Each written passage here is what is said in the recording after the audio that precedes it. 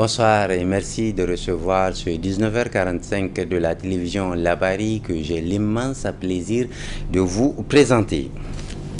Lors du dernier sommet de l'Union économique et monétaire ouest-africaine, UEMOA, les chefs d'État et de gouvernement ont décidé de la levée des sanctions contre le Mali. Sanctions qui ont cours depuis le dernier coup d'État dans ce pays. Une décision largement commentée au Sahel, dans les médias, mais aussi sur les réseaux sociaux. À ce propos, je vous propose de suivre le consultant en finances publiques, acteur de la société civile, Issoufou Boubacar Kadou, au micro de la télévision Labari. Mais c'est-à-dire l'IMOA n'a pas de raison de ne pas lever ces sanctions. Bon, ils se sont basés sur le fait qu'il y a eu un référendum, une nouvelle constitution a été votée, il y a un chronogramme des élections, bientôt c'est en 2024. Mais en réalité, quand on analyse, ils n'avaient pas de choix, puisque ces sanctions-là n'ont pas eu d'effet escompté par les pays membres, par les UEMOA. Les gens pensaient avec les sanctions, le Mali allait être étouffé, les militaires allaient être contraints d'accéder à la demande, mais ils ont résisté, ils ont tenu. Malgré ces sanctions, ils ont tenu. Le pays marche plus que certains pays qui ne sont pas sous sanctions. Et puis, il faut reconnaître aussi que au moment où il y avait ces sanctions, le Mali arrivait à acheter son pétrole avec la Russie. Il s'est armé. Actuellement, dans la sous-région, il n'y a pas un pays aussi armé que le Mali. Donc, les sanctions l'ont permis il a capitalisé ces sanctions et les a transformées en une grande opportunité qui lui a permis de résister et de tenir. Actuellement, le Mali fait plus peur à certaines grandes puissances que certains pays. Parce qu'ils ont remarqué, malgré qu'ils ont essayé d'étouffer, malgré ces sanctions, le pays tient et il est en train de défier les grandes puissances, vous voyez, et ils tiennent. Tout ce qu'ils ont prévu de faire, ils sont en train de faire. Ils n'ont pas tenu compte des bruits que certains chefs d'État de la sous-région font sur eux. Et ils savent, ils ont un objectif, ils savent ce qu'ils veulent et ils sont en train de... L'IMOA était contrainte puisque si l'IMOA n'avait pas pris n'avait pas suspendu ces sanctions, il faut même penser, il faut peut-être dire que c'est l'IMOA qui risque de payer les pots cassés, puisque actuellement, avec l'avènement du BRICS, vous savez très bien, le BRICS, c'est un autre bloc mondial qui est mené par la Fédération de la Russie. Il y avait l'Inde, vous avez la Chine, le Brésil, l'Afrique du Sud, l'Algérie même a demandé à rentrer, le Nigeria voulait aller. Il y a beaucoup de pays africains qui ont déposé des demandes, ils sont une centaine, et ils risquent d'aller là-bas puisque les conditions du développement économique et social sont plus propices que de rester avec le bloc mené par les États-Unis. Le bloc mené par les États-Unis, c'est un bloc de capitalistes qui sont sans pitié par rapport au profit. Or, le bloc de BRICS, là, c'est un bloc qui tient compte des réalités socio-culturelles des pays africains et qui tient compte de la situation économique des pays. C'est-à-dire que ça sera une coopération gagnant-gagnant. Ils ont déjà une banque d'investissement qu'ils ont créée.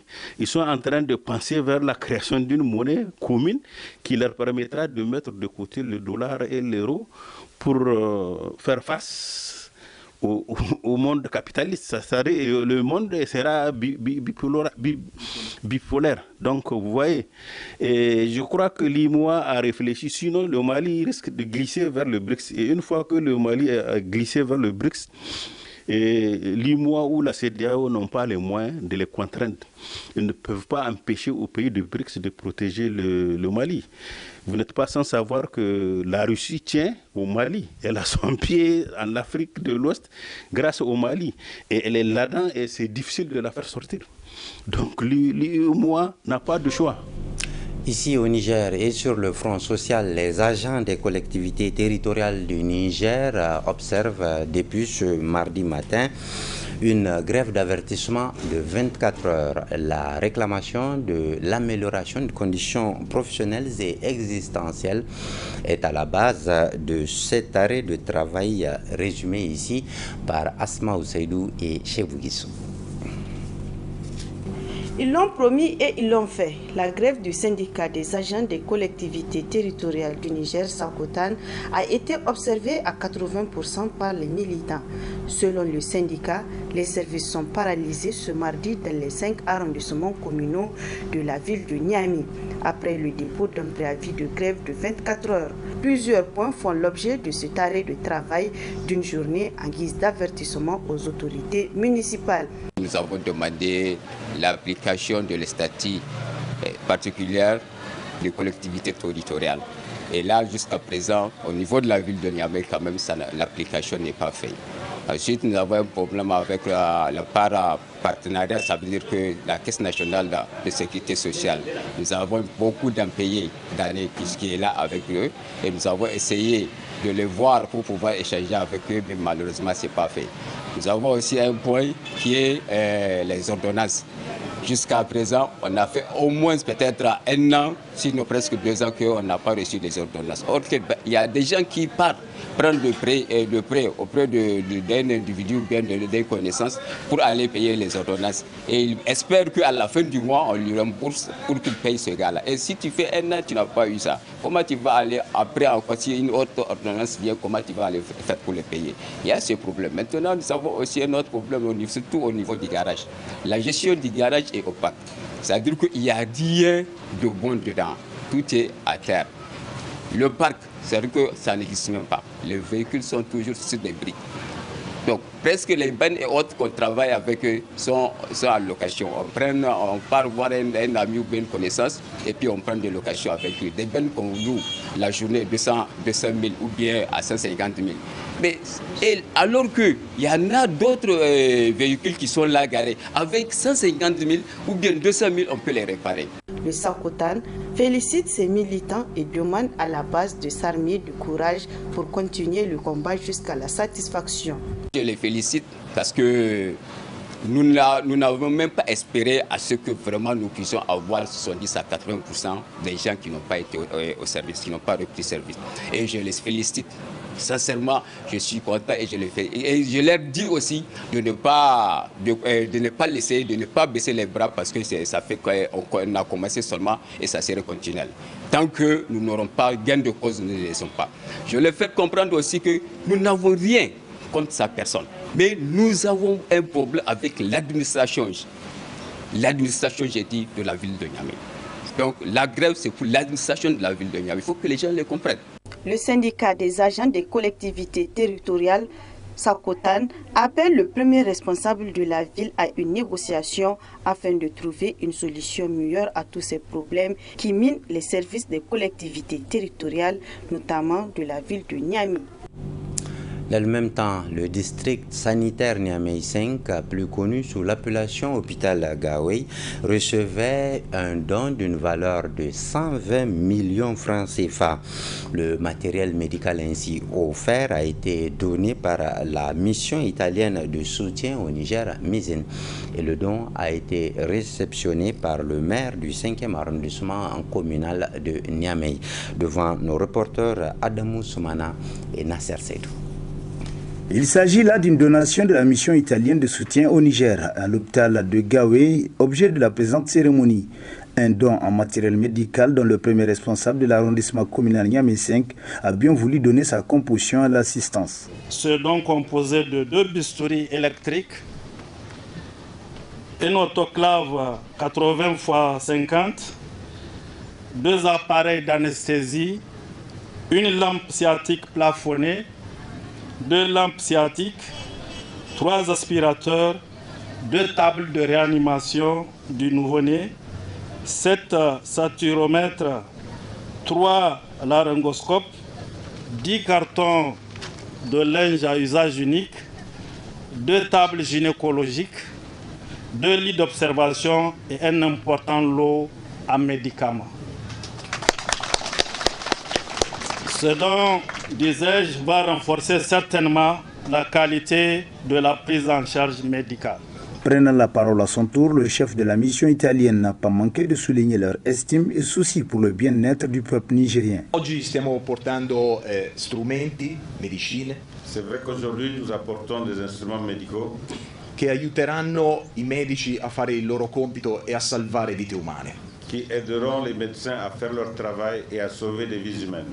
Ma l'altra cosa che vi vorrei dire Et l'autre chose que je voudrais vous dire è quello che ho imparato nel mio percorso est ce que j'ai appris pendant mon parcours e che diceva un grande filosofo e teologo et que disait un grand philosophe théologien. e si poneva una domanda: Et il se posait une question. che senso ha viaggiare per moltissimi migliaia di chilometri Quel est le sens qu'il y a de voyager pendant des milliers de kilomètres per vedere le meraviglie di montagne, pour voir les merveilles des montagnes, di laghi des lacs e di tutto quello che c'è, et de tout ce qu'il y a?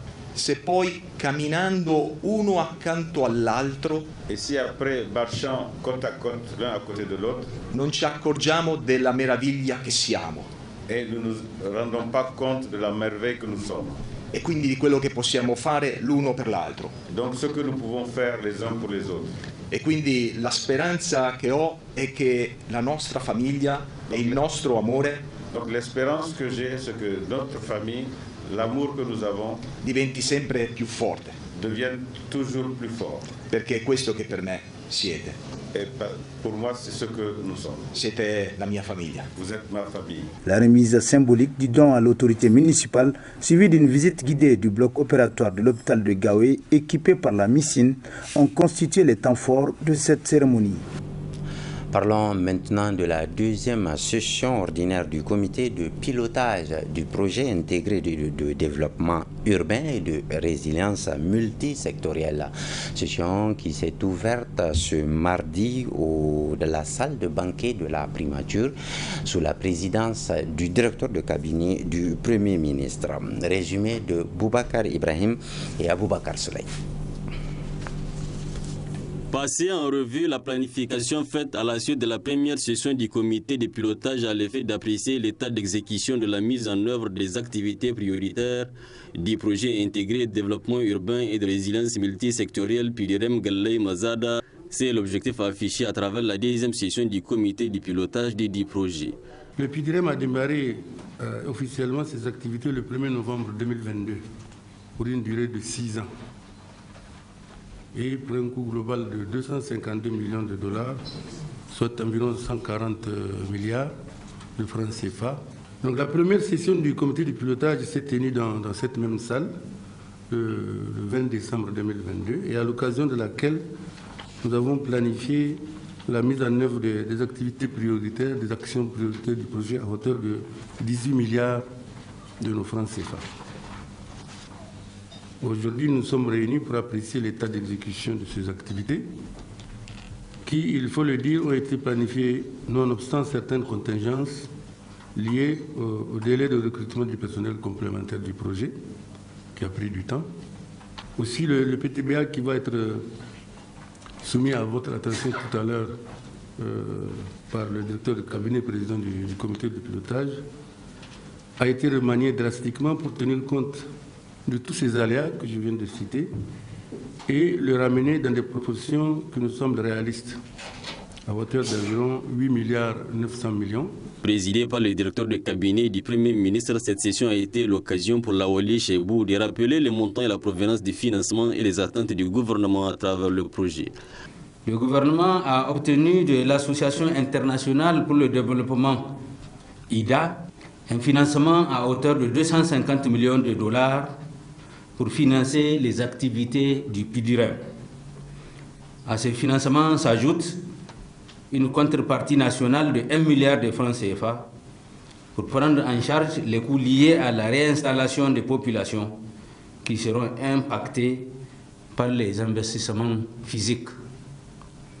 Ce financement permettra de soutenir les efforts de redressement et de reconstruction suite aux inondations de 2020. augmenter la résilience face aux inondations dans 14 villes de notre pays à travers des investissements de réduction des risques, améliorer l'accès aux infrastructures urbaines et aux services de base en offrant aux villes un éventail d'options d'investissement afin de répondre à leurs priorités respectives. Développer un programme d'assistance technique pour renforcer les capacités des municipalités à améliorer la gestion urbaine quotidienne. Ainsi, une journée durant, les maires des villes concernées, les secrétaires généraux adjoints des régions, les points focaux des ministères et du projet vont de commun accord avec le coordonnateur du projet et le président du comité de pilotage apprécier l'état d'exécution des activités de ces projets dont l'objectif principal est de prévenir les inondations et les conséquences qui vont avec.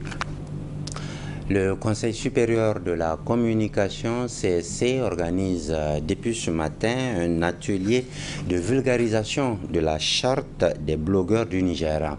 Une charte qui devra désormais réglementer le contenu sur les réseaux sociaux. Plus de précisions avec Hamza Sakou et Ibrahim Abdou. Ils sont au total 25 web activistes des régions de Tawa, Tilaberi, Dosso et Niamey qui concernent cette première étape d'une série de formations initiées par le Conseil supérieur de la communication en collaboration avec le Bureau de la coopération suisse au Niger. Cette rencontre vise essentiellement la vulgarisation de la charte des blogueurs du Niger. Comme vous le savez, l'avènement des réseaux sociaux a permis beaucoup à nos concitoyens de créer des plateformes sur lesquelles ils véhiculent des informations de toutes sortes, souvent sans mesurer les enjeux et sans aucun respect des règles élémentaires de vérification de l'information. Du fait de la méconnaissance de ces règles, quelques acteurs ont malheureusement enfreint la loi numéro 2019-33 du 3 juillet 2019 portant répression de la cybercriminalité et poursuivi devant les tribunaux. Il est donc paru impérieux pour le CSC d'accompagner les blogueurs en leur recommandant un bon usage des réseaux sociaux, notamment en les encadrant et en les responsabilisant davantage. Du reste, certaines organisations de blogueurs ont pris le devant en prenant l'initiative d'élaborer un projet de charte des blogueurs. Ce projet de charte des blogueurs du Niger aboutira à la signature d'une convention de co-régulation des réseaux sociaux, notamment approuver le projet de charte, adhérer au projet de charte, adopter la charte par délibération du CSC, promouvoir la protection de la vie privée des personnes, renforcer l'autorégulation. Je peux vous assurer que le CSC poursuivra son accompagnement dans ce processus avec pour seule ambition de promouvoir un espace de libre expression dans la responsabilité, le respect de l'ordre public et des textes en vigueur. Sur ce, je déclare ouvert l'atelier de version de la charte des blogueurs au Niger. Le Conseil supérieur de la communication invite les participants à apporter les amendements nécessaires afin que cette charte fasse l'unanimité dans leur rang, avant de remercier le Bureau de la coopération suisse au Niger pour son appui à l'organisation de cette activité qui renforce davantage les capacités des acteurs médiatiques. Le barreau du Niger et ses partenaires ont entamé ce mardi matin un atelier, un séminaire de formation au profit des jeunes avocats du Niger. Ces assises de 48 heures se poursuivront jusqu'au 12 juillet 2023. Détail avec Nafis Zakou et Sadou Doumi. Le rôle des avocats dans la lutte contre le blanchiment des capitaux et le financement du terrorisme, c'est le thème du présent séminaire de formation à l'endroit des jeunes avocats du Niger. En effet, le blanchiment des capitaux et le financement du terrorisme est une activité criminelle qui menace la paix dans le monde, mais aussi la sécurité intérieure et la stabilité économique. Dans le cadre de la prévention contre ce phénomène, un certain nombre d'acteurs appelés entreprises et professions non financières désignées, dont les avocats, sont tenus à un certain nombre d'obligations de prudence et de vigilance. Dans ce cadre, les avocats ont une obligation particulière, celle de la déclaration de soupçons pour prévenir le blanchiment des capitaux et le financement du terrorisme. Et toute la difficulté réside dans la nécessaire conciliation entre la déclaration de soupçons et le respect du secret professionnel. Notre devoir de respecter scrupuleusement le secret professionnel, qui est absolu et illimité dans le temps, n'est pas en contradiction avec ce devoir de prudence et de vigilance, et même avec cette obligation de déclaration des opérations suspectes. Car aujourd'hui, nos propres règles auxquelles nous nous attachons nous indiquent que le respect du secret professionnel ne s'oppose pas aux obligations relatives à la lutte contre le blanchiment des capitaux et le financement du terrorisme. Cette initiative de la CIB et OQAREM, en collaboration avec leurs partenaires qui vise à sensibiliser les avocats du Niger sur différentes thématiques, notamment le rôle majeur du lanceur d'alerte dans la lutte contre les crimes, est une occasion pour le président de la CENTIF de revenir sur le rapport d'évaluation mutuelle du Niger adopté par les instances du groupe intergouvernemental d'action contre le blanchiment d'argent en Afrique de l'Ouest. Le rapport d'évaluation mutuelle de notre pays, adopté en août 2021 par les instances du groupe intergouvernemental d'action contre le blanchiment d'argent en Afrique de l'Ouest, en abrégé JIABA, a notamment fait ressortir les principales insuffisances du dispositif national de lutte contre le blanchiment de capitaux et le financement du terrorisme, tant sur le plan de la conformité technique que sur celui de l'efficacité. Au titre de ces principales insuffisances, il a été relevé notamment la faible spécialisation des autorités de poursuite et de jugement ainsi que des autres acteurs dont les avocats en matière de lutte contre le blanchiment des capitaux et le financement du terrorisme. En outre, il ressort de ce rapport que notre pays enregistre dans la sous-région le plus faible taux de déclaration d'opérations suspectes, en abrégé DOS. Au sortir du présent atelier de 2 jours qui sera animé par d'éminentes personnalités, à savoir le bâtonnier Bernard Vattier et le magistrat Sylvain Sankale, les participants doivent comprendre le phénomène du blanchiment des capitaux et le financement du terrorisme, connaître les instruments juridiques nationaux et internationaux en matière de la lutte contre le blanchiment des capitaux et le financement du terrorisme, ou encore maîtriser les rôles toujours dans le même cadre. Alors maintenant, dans le Damagaram, précisément dans la commune de Magaria, c'est en région de Zender, une commune qui, comme les autres, a fait face à plusieurs défis. C'est en tout cas ce qu'a expliqué Laminou Moussa au micro de nos confrères du studio Kalangu. Et la population de Magaria est estimée environ 18 000 habitants. Vu les faibles taux de recouvrement qu'on arrive à faire à notre niveau, donc vraiment on ne peut pas prendre la charge des intrants de la population. Mais quand même l'État arrive à faire des efforts. Même maintenant on a eu dans les 10 tonnes d'intrants, vraiment d'engrais, qu'on va vendre ça à prix modéré en panne. Donc à mon avis, vraiment j'ai tout réparé, j'ai tout échangé. Et maintenant, il y a une voie, les deux goudrons qu'on a eu, qu'on va faire, j'ai déjà engagé. Donc, je vais mettre des lampadaires sur les 2 voies-là encore. Et sur l'assainissement encore, vous savez, le problème de l'assainissement, c'est un problème qui demande beaucoup de moyens. Mais quand on n'a pas les moyens, on n'a pas la possibilité, donc on ne peut pas assainir la ville. Ce n'est pas possible. Mais si on a les moyens, si on a une benne, même si on a une benne, donc on peut faire appel à la population va venir, elle va nous accompagner. Même les ramassages de zéro qu'on fait, c'est en fonction de nos amis, je les appelle leur, comment on l'appelle, la Etingi, c'est en fonction de ça. Par rapport à la situation des couloirs de passage des animaux là, si on associe les maires, on associe les chefs traditionnels, les chefs de canton, les chefs de groupe, mais on peut régler ça, pas de couloirs de passage, il n'y a pas des aires de pâturage. Et mais ça y est, mais c'est transformé en carrière. Le ministère de l'Équipement organise depuis ce mardi matin une journée nationale d'information au Centre international de conférence Mahatma Gandhi de Niamey.